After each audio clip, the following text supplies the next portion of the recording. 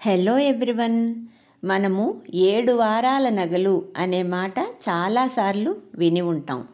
వాళ్ళు చాలా గొప్పవాళ్ళండి, వాళ్ళ దగ్గర 7 వారాల నగలుండేవిట అని చెప్తూ ఉంటాం. పూర్వపు రోజుల్లో మహారాణులు, ధనవంతుల దగ్గర ఈ నగలు ఉండేవి. అసలు 7 వారాల నగలంటే ఏమిటి, అవి ఎలా అలంకరించుకోవాలో ఇప్పుడు చూద్దాం. మనకి వారానికి 7 రోజులు. ఒక్కొక్క రోజుకి ఒక్కొక్క గ్రహదేవత అధిపతిగా ఉంటారు. ఉదాహరణకి ఆదివారానికి సూర్యుడు అధిదేవత. సూర్యునికి సంబంధించిన జాతిరత్నం కెంపు అనగా రూబీ.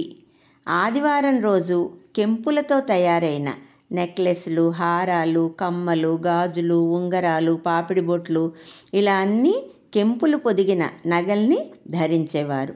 సోమవారానికి చంద్రుడు అధిపతి. చంద్రుడికి సంబంధించిన జాతిరత్నం ముత్యం.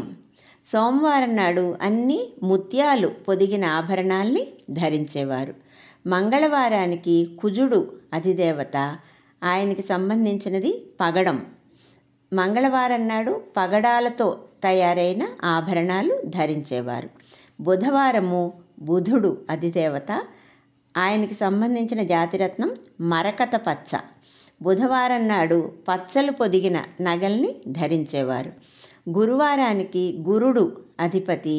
ఆయనకి సంబంధించిన జాతిరత్నం కనకపుష్య రాగం. గురువారం నాడు అన్ని కనకపుష్య రాగంతో తయారైన నగల్ని ధరించేవారు. ఇక శుక్రవారానికి శుక్రుడు అధిదేవత. ఆయనకి సంబంధించిన జాతిరత్నం డైమండ్. శుక్రవారం నాడు అన్ని వజ్రాలు పొదిగిన ఆభరణాల్ని ధరించేవారు. ఇక శనివారానికి శనీశ్వరుడు అధిదేవత. ఆయనకి సంబంధించినది నలుపు అనగా నీలం. శనివారం నాడు నీలంతో తయారైన నగలన్నిటినీ కూడా ధరించేవారు. ఇలాగా 7 రోజులకి 7 రకాల నగల్ని ధరించడమే 7 వారాల నగలు ధరించడం. ఈ నగలు ధరించి చాలా అందంగా ఉండేవారు. అందంగా ఎప్పుడైతే ఉంటారో ఆనందంగా ఉంటారు.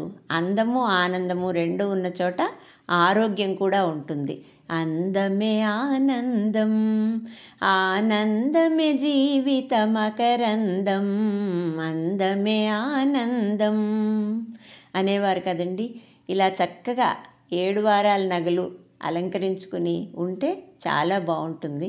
మనందరం కూడా స్తోమతని బట్టి వీటన్నిటినీ కొనుక్కునే ప్రయత్నం చేద్దాం.